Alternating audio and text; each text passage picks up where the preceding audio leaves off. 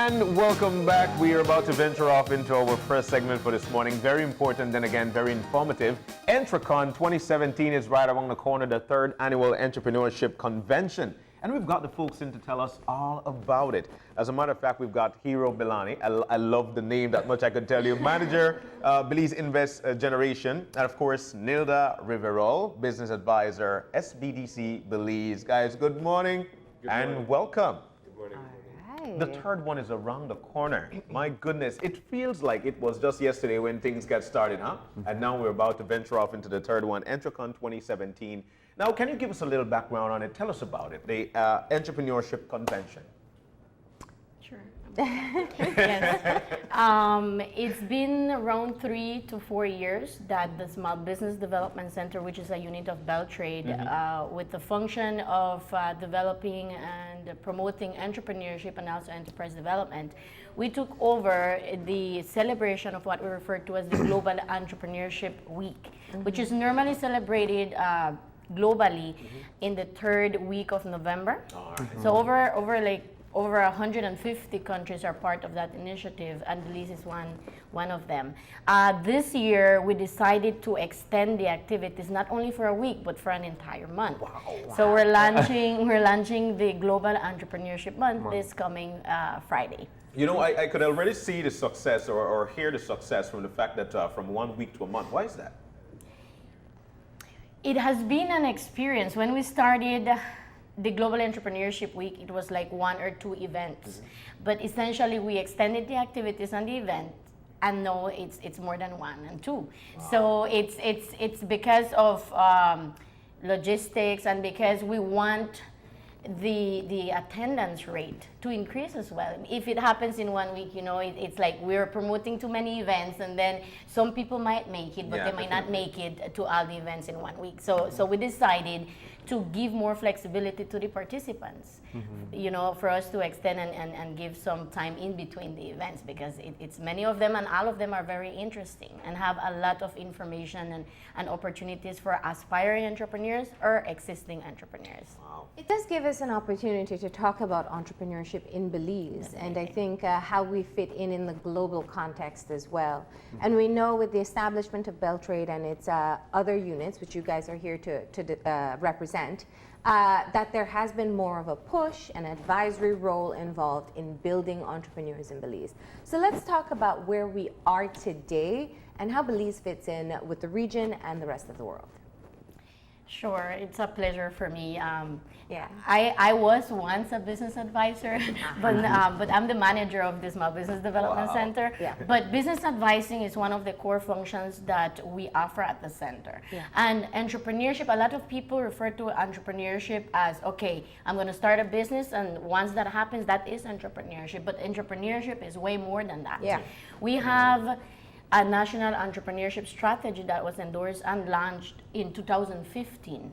And within the framework of that strategy, we talk about 5 important pillars that foster and develop entrepreneurship in our country, as well derived from a regional perspective.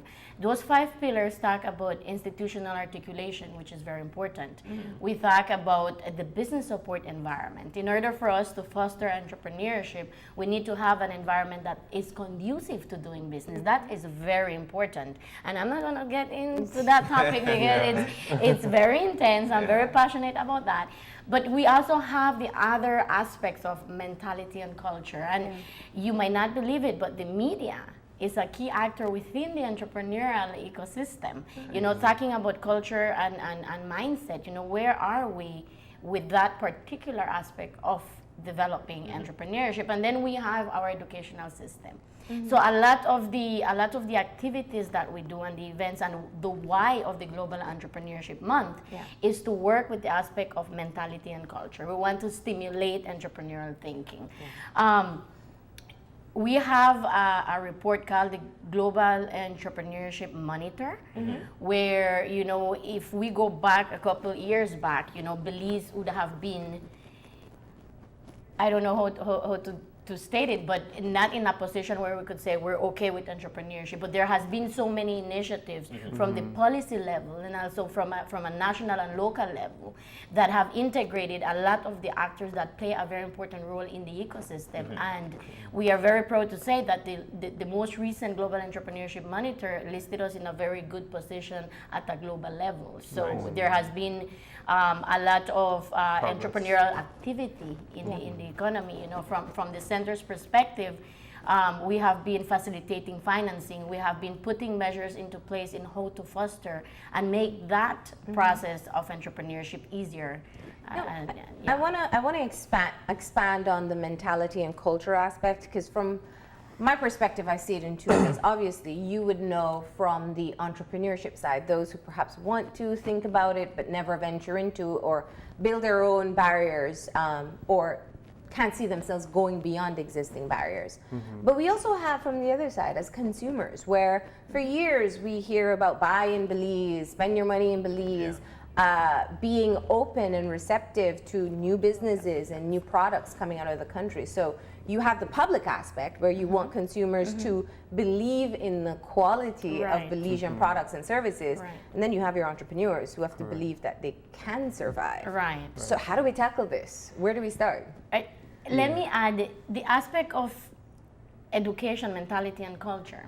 In order for us to see products that are innovative or products that are different in the market, we have to start from early.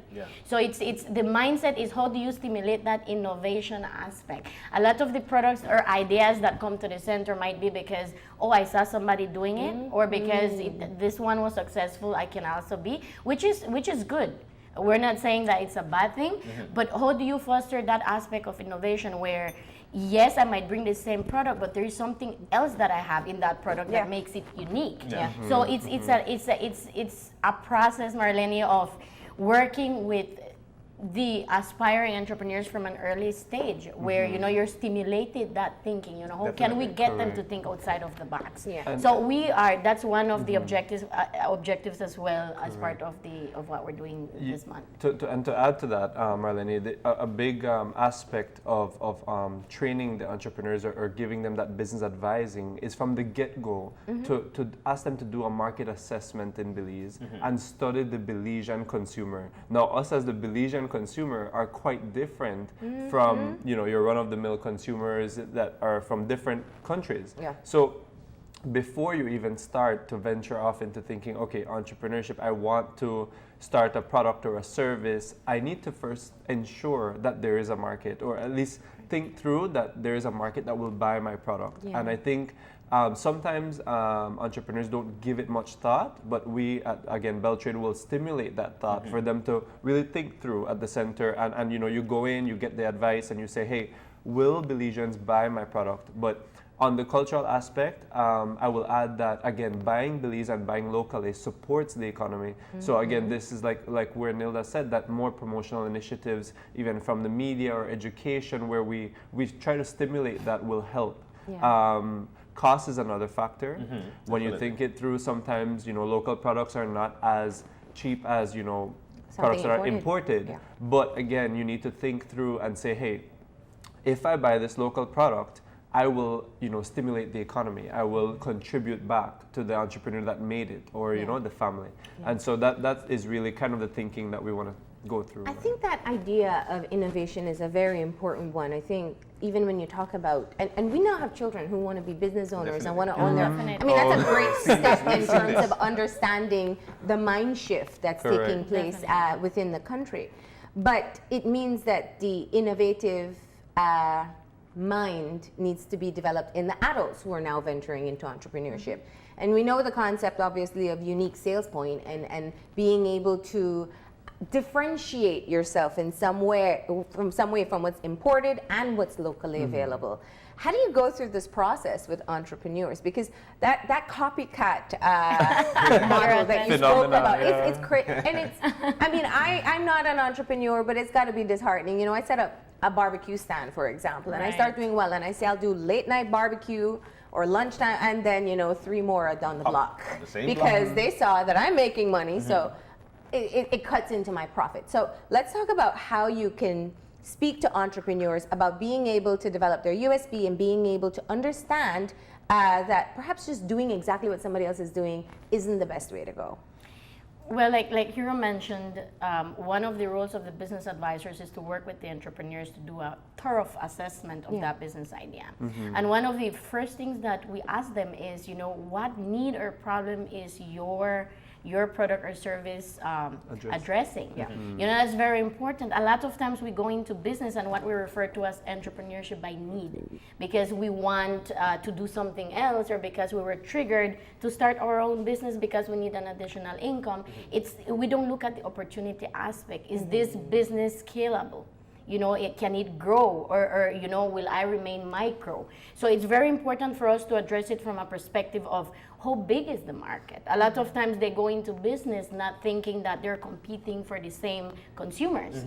So they start what we refer to as market saturation. And then that's why you will hear, some of the businesses close down because they're selling this product and service to the same market. The market size is really small, so they don't look at the scalability aspect. So all of that is addressed when we do the assessment. But at the end of the day, Marlene, we cannot force an entrepreneur to, so we try our best to provide the advising. We give them tools, we give them information, and we guide them in the process in how to do proper market research. How to, one of the things we say is, when you come to the center and work with you, two things can happen. You will start that business and be successful, or you're gonna fail. And if you're gonna fail, you're gonna fail cheap, and it's still a success, right? Because you're not gonna go there and just don't know what you're doing.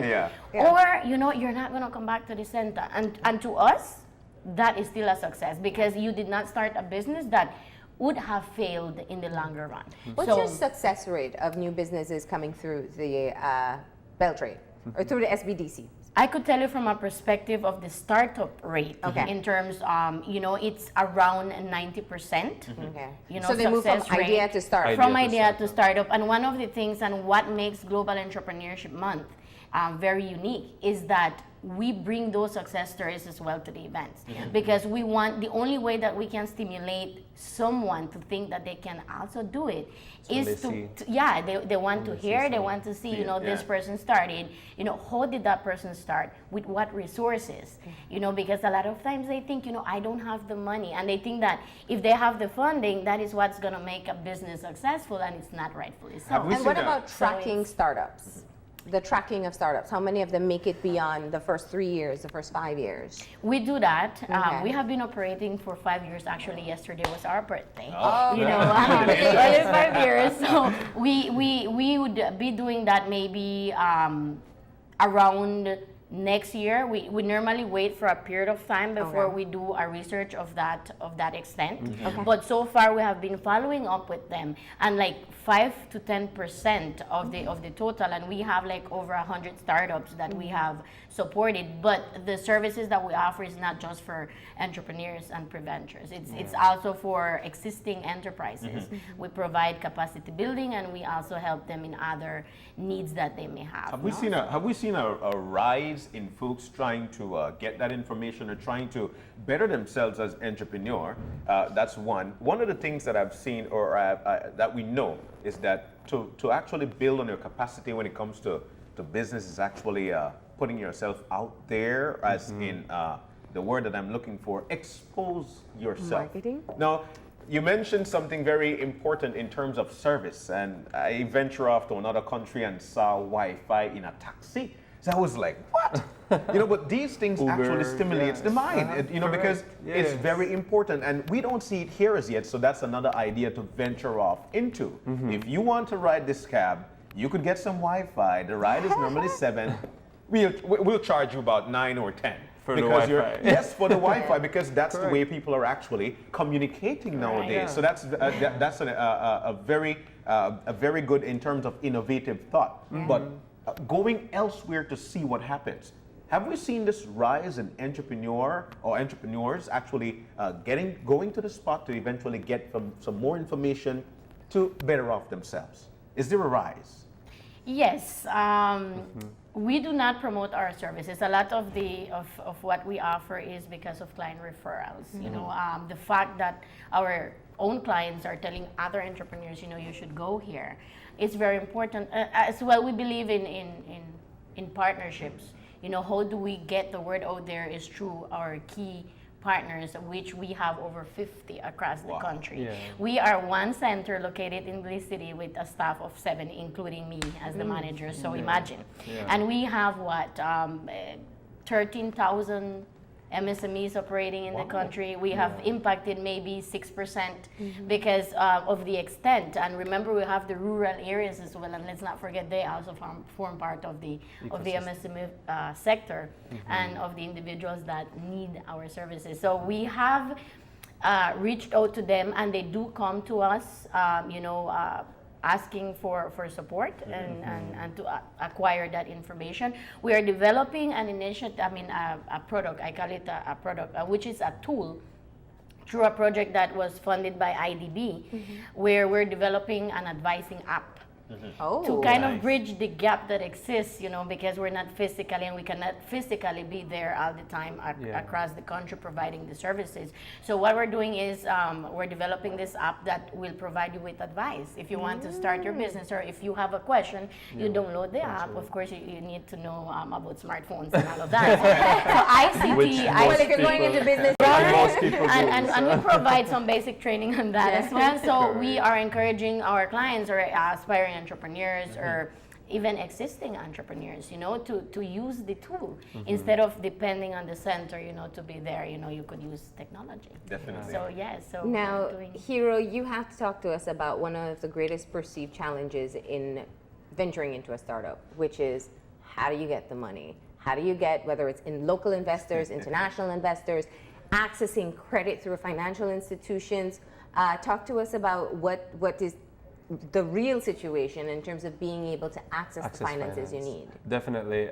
Again, you know, that is critical and a foundation to any startup in Belize, but there are multiple programs that are available.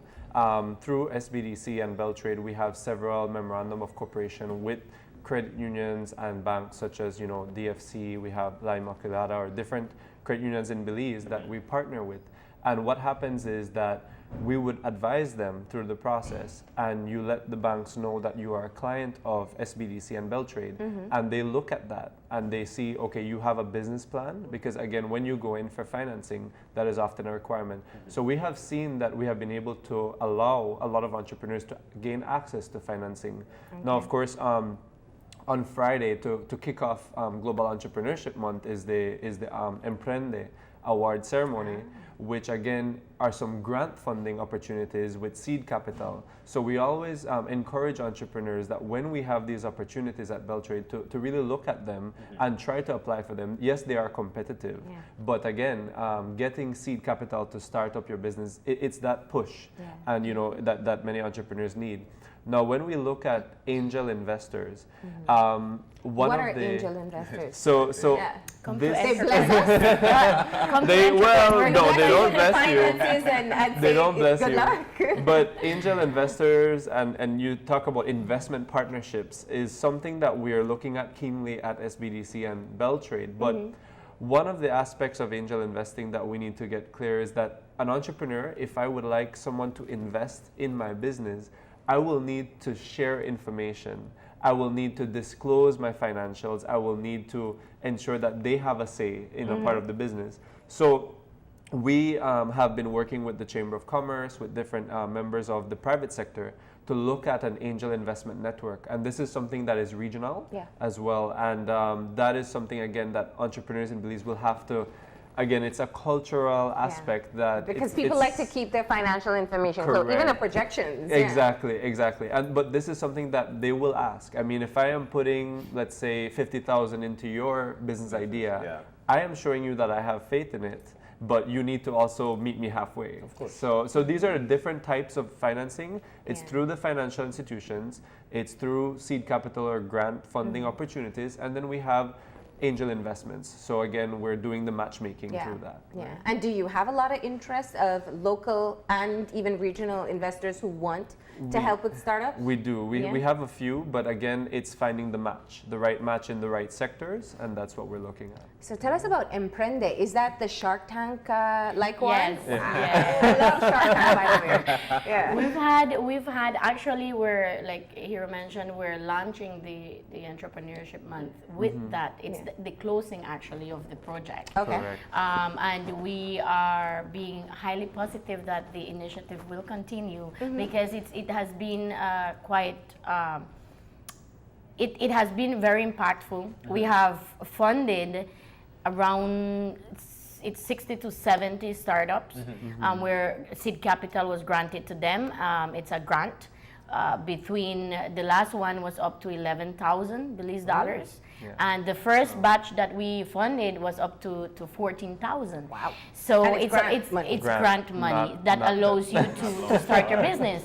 No, the role of the center is to provide them with advice. We guide them in the process of developing an investment plan for the grant, a business model. They have to come up with cash flow statements, very important, and we prepare them to do what we call refer to as an elevator pitch, and that is what you do. You know, that's when you sell the idea. You know, and then you have the judges that will select the grant recipients. Yeah. So we're closing off the project on Friday, and we're gonna have the last cohort of seed capital recipients sharing their journey. So we're gonna launch the Global Entrepreneurship Month with that.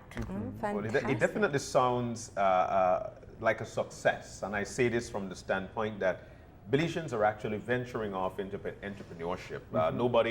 Everybody is so tired of the idea of getting a job, and it's who you know to eventually get that job. When you know for a fact that you need to sustain your family and you want to do that to the best of your ability, the platform that you guys are actually laying down for Belizeans to reach, because that's definitely something you want to venture off into, to reach is definitely something to look forward to. Now, the convention, entrepreneurship convention, and also for those who actually have got the mindset, who wants to start, right? And then eventually you could get there, you get your information across, and they're able to. I know he sounds very excited. I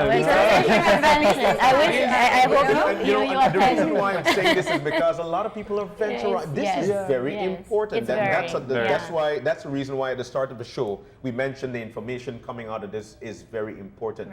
Try to roll something out for you and your family. This is class A. That much I could tell you. Yes, and I could jump right into the entrepreneurship conference. We're closing off the month with that major. It's like our signature event. That event is the third year that we're doing it. It started with 75 participants. Now we have over 200 participants in that event, and it's a perfect example of public-private collaboration because our private sector supports this event very highly. Our platinum sponsor for that event is the Belize Electricity Limited. And then we have other sponsors that have been highly involved in sponsoring this event. We have the Development Finance Corporation, we have Scotiabank, Belize, we have Atlantic Bank, we have the U.S. Embassy that have supported for the 3 years this event. We have the Belize Telemedia Limited.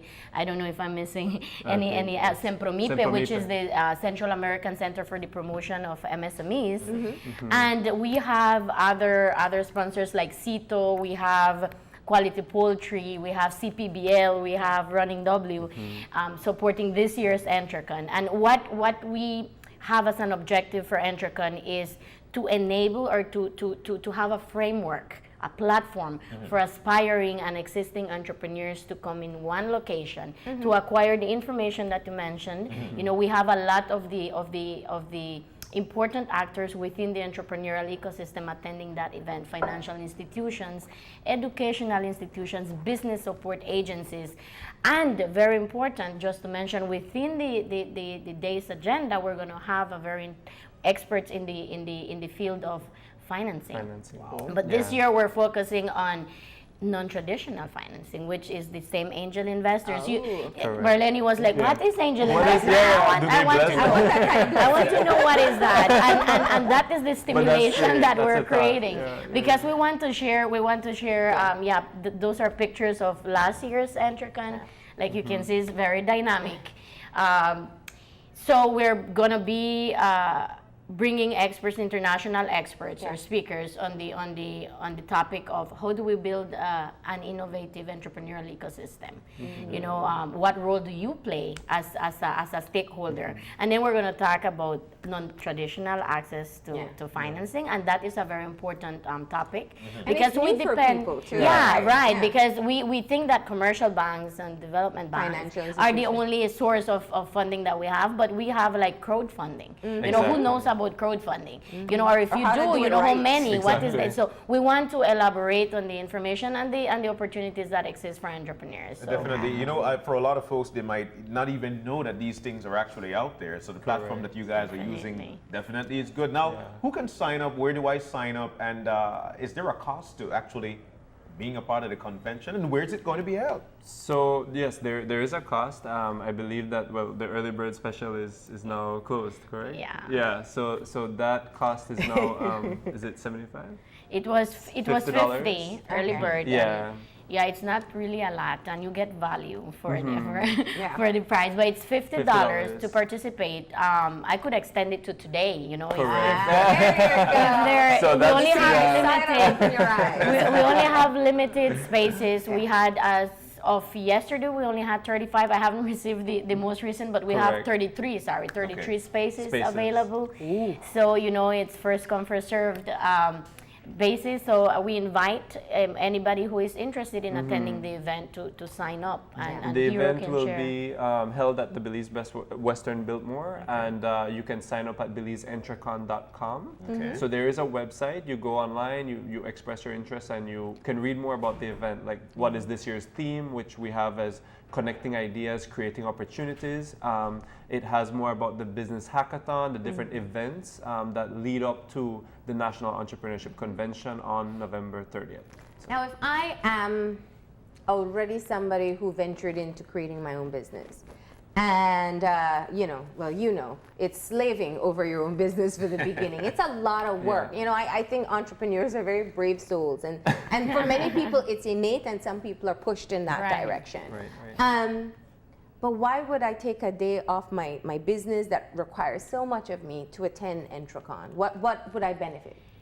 Outside of acquiring information, EntreCON provides you with networking opportunities. You mentioned visibility, you know, as part of reaching the consumers. You know, we need to know you are there. We have an expo that's running parallel to the event. You have access not only to what is it that you expect from from EntreCON, but also what is it that you're bringing, you know, because there is a level of matchmaking that happens in that event where, you know, you're looking for a specific type of, or you wanted the service and you never know you can find it there in one room, you know, and you could approach, you know, the different institutions or the different experts in the fields. You know, we're doing an activity during the event, which is exactly that, you know, what are your expectations? You're going to write it, and then what are your abilities? What is it that you offer, and then you could make that. And I think the key part is information, Marlene, to add to that, because the panels are very dynamic, and I think last year our international speakers really stimulated some thought, just like we're stimulating thought right now with new concepts and ideas. And I think that, you know, even if you have an existing business, you always want to think of ways to make it better. And so, you know, going there, you never know what will be the thought that someone stimulates in you, and you say, hey, that's the idea I need to take back to my business to make it better. And so again, it is one day, but it's one day where we get all these players in the room, academia, government, private sector, try to bring the whole ecosystem together for you to come and really network with them. And we have a panel of entrepreneurs, you know, that took their business from idea to startup, and they're going to be sharing lessons learned, the best practices, tools, and that is the takeaway. As an entrepreneur, you want to know what did that person do to get there, and if he did it, I could also do that. A lot of our events, what it does is that, for example, the networking aspect, you live with so many contacts. You never know, you might need a supplier, or you might need a person that you need to market your idea, to create a website for you, to or create to business ask cards. how they do it. Or exactly. So it stimulates a level of thinking, but not only that, you live with so much information that trust me, the question that you asked about how do they acquire that information, they will end up living with a lot of information and where to find that information, which is very important. So Global Entrepreneurship Month starts with Emprende, ends with EntreCon. What happens in between? In between.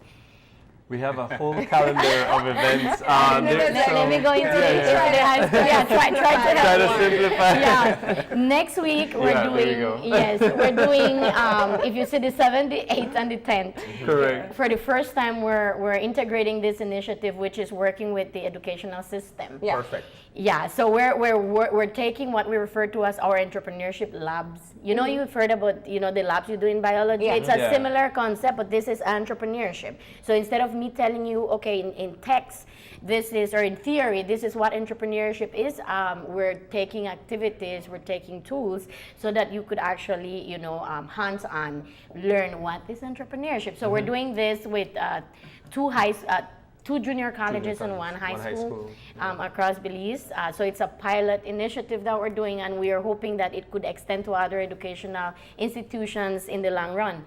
We're doing we're working with Curzal Junior College this year. We're taking the entrepreneurship lab to over 100 students in each location.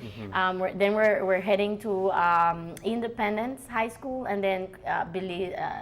St. John's Junior College.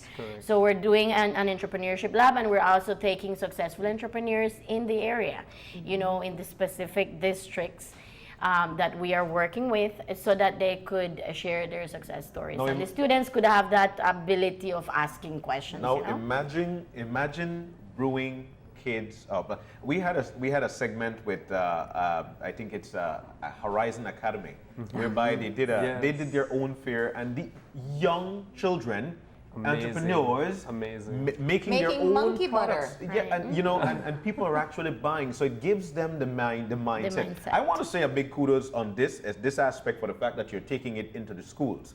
Normally, for when it comes to successful entrepreneurs, it normally stems from people who are already situated, brought their kids up, and then people have that envy that he may don't start.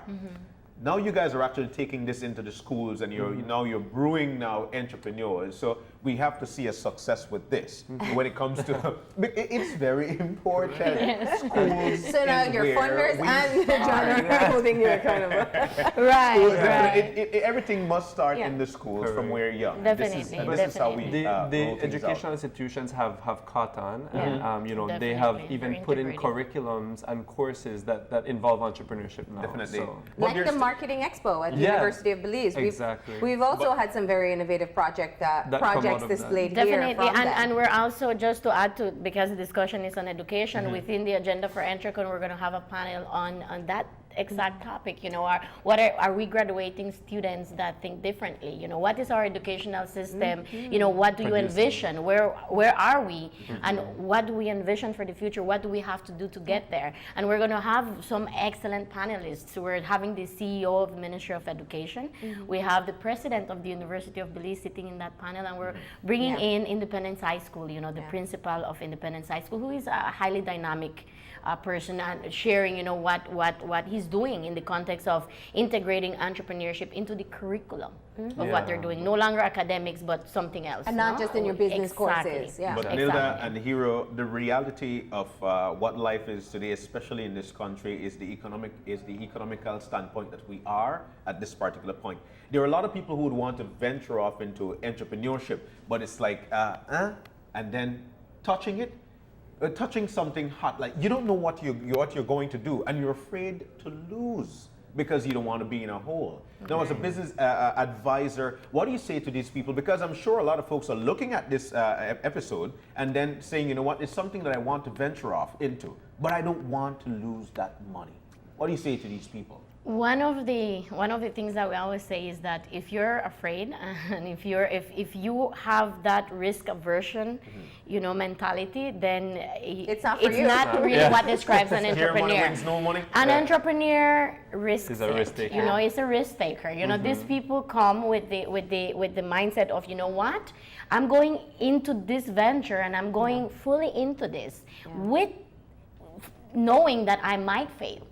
But it's okay. And you know, if I fail, I will get up, I will learn from it, and try again. Exactly. So that is what an entrepreneur is made of. You know, a lot of clients, and we refer to them as clients, that come to us with a business idea. You know, the first thing that we do with them is do an entrepreneurial assessment on you as the individual, and then it's a series of questions that we ask you, and one of them is, are you willing to lose? You know, because failure is unavoidable. You know, there is a probability that you might be successful, but you might fail. Some people, it's so like, they are you have willing to be in the negatives? Right, right. And we ask them, you know, try to be honest with yourself. Yeah. So and I'm so glad you brought up that point, because I think it is important for people to understand, one, and I'm sure you'll share testimonials, that there is a great risk involved, and to be as cliche as ever, great risks bring great rewards. Right. But there are also people who have failed multiple times and then finally got their footing right and took off. What do you find to be the greatest misconception in Belize specifically about entrepreneurs and entrepreneurship? In my perspective, I think that the mindset is, okay, it's easy. That I am going to start up this business. It's going to be quick. Millionaire. And it's going to be like Ambition. a get rich quick kind of thing. Yeah. But I think that's often the misconception. Or I'm going to work less. Yeah, exactly. Or I don't. Staff and I'm going to be my own boss. But you know, being your own boss comes with a great share of hard work. It's not going to be easy. You have to put in the time. You have to put in the effort. You need the passion. And that is what Nilda referred to when she said that, you know, we have to assess the individual. Are they willing to take risks, and are they willing to go forward with that idea? So. I've often heard that it takes up to 5 years to be able to start to see the rewards of a new business that you start up. Is that the case in Belize? On average, it's about 2 to 5. Okay, 2 to 5 years. 2 to 5 years. We've seen some entrepreneurs that after the first year they're recovering their investment. We have a very particular case where, you know, they got a loan, 5,000, and they turn it over to 20,000 at the end of the year. Within 1 year. Within 1 year. Wow. So we've seen, but those are the innovative ones, you know. But on average, 2 to 5, thereabouts. Yeah. Okay. Right. So anybody who's been toying with the idea, this is the chance, this is the month to take advantage of that. They can attend EntreCON. And what other activities can they be able to tap into during this month, other than visiting the Small Business Development Center, of course? So another activity, again, our platinum sponsor is Belize Electricity Limited. And every year we started back in 2013 with this initiative where we do a business hackathon. So again, this year we're doing it again as a part of the Global Entrepreneurship Month. And right now you have 5 teams that are from different tertiary level institutions that are hacking away a solution to a problem statement that was created for them. The problem statement this year centers around how can consumers better access utilities. And in this scenario, again, because our platinum sponsor is BL, we're going to see what they come up with that problem statement. So it could be an application, it could be a way where you file if it's complaints, if it's better customer interaction with utility companies. And so that's what they're doing. So they're presently probably programming, I hope you are. And on November 24th is where we have the final pitch. So right now we have a first pitch on November 13th and the final on November 24th. And then the winners will be presented at EntreCON, which is November 30th. So that is also a part of what's happening in this tight, compact month. That's going to be very interesting. I learned more and more that you know, the younger generations think very differently. Yes, Exactly. and again, this initiative, the Business Hackathon, integrates the educational system. Very important, you know, how can we get the students to think entrepreneurial and innovatively, you know? Yeah. So. Okay, well, there was a whole lot we packed into a half an hour. I know. And so where do we send people if they want to rehash dates, costs, times? You're on Facebook, right? Correct. Okay, so Yes. how can people get this information? Right? Okay, so there is a Facebook page. Again, you can either visit BelTrade's Facebook page or the SBDCBelize Facebook page. But there is also a website link. It's BelizeINTRECON.com. Okay. So you can visit BelizeINTRECON.com and sign up if you're interested. And again, remember that there is a cost. And then we can be in contact. You can reach BelTrade or the center at 223-3195 for more information. And you don't have to access the services just during this month. No, no. We Year are there. round. Yeah. Yeah. Well, thank you for stopping in and sharing with us what you have planned for this month. We know how important it is for us to develop the business sector in the country, and hopefully we'll motivate more people, but with the right tools on how to get there. Right? Definitely. We got to go ahead now and take a break, and when we come back, we'll be talking to the Belize Diabetes Association. So stay tuned.